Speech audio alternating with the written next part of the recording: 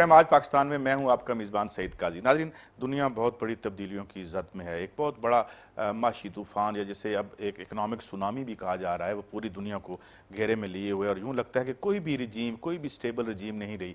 यहाँ पे हमने देखा कि अमेरिका में बड़े फैन फेयर के साथ आया था ओबामा, मगर आज ओबामा जो है वो तेज़ी से वो उसकी मकबूलियत ख़त्म हो रही है। और फिर यूनान में हम देख रहे हैं मुजाहरे हैं, आज पाकिस्तान में मुजाहरे हुए। तो आज हमारे स्पेशल एडिशन में हम गुफ्तगू करेंगे वर्ल्ड इकानमी के ज़िमन में भी, और उसमें इसी हवाले से पाकिस्तान की बात करेंगे। और हमारे साथ स्टूडियो में हैं मारूफ दानिश्वर और लिखारी एलन वुड्स, जो कि इससे पहले भी चैनल 5 पे हमसे बात कर चुके हैं।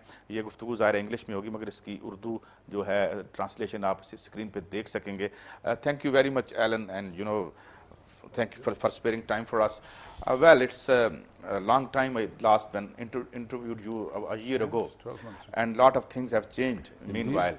Indeed. And we will refer to what you said during that discussion. But my first question to you is that this is a very strange world that is emerging out of this economic tsunami, as they put it. Yeah. So what do you think? What kind of world would emerge out of this? Do you think that the older political and economic structures are being threatened?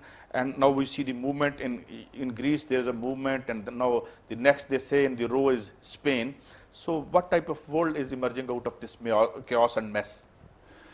Well, I think, if I remember correctly, last time we spoke, I said that the world was entering into uncharted waters.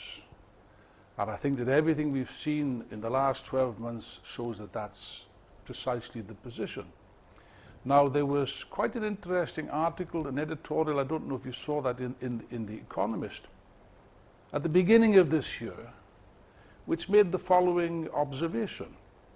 It said that 2009 will be remembered as the year of bank defaults, and 2010 will be remembered historically as the year in which nations defaulted. Now, this is an extremely interesting observation and a very serious comment concerning the dilemma which they now face on a world scale. Not just in Greece, but on a world scale, in Pakistan also, by the way. Well, that has happened now, and we have seen that. Do you think there is any remedy to all this while staying in the existing system? How would they tackle this sovereign default now? Because we know Greece is defaulting, and then the next is Spain in the row. How would they tackle it? Well, you see, if I borrow some money of yourself or of a bank or whatever, or you borrow some money, I understand that I must pay the money back. What is not clear to me is here you have the banks which have been given billions of dollars and pounds from sovereign governments, and it's not the banks that are requested to pay this money back, but the ordinary citizens who are not responsible for this mess and yet are being presented with the bill, and what a bill it is.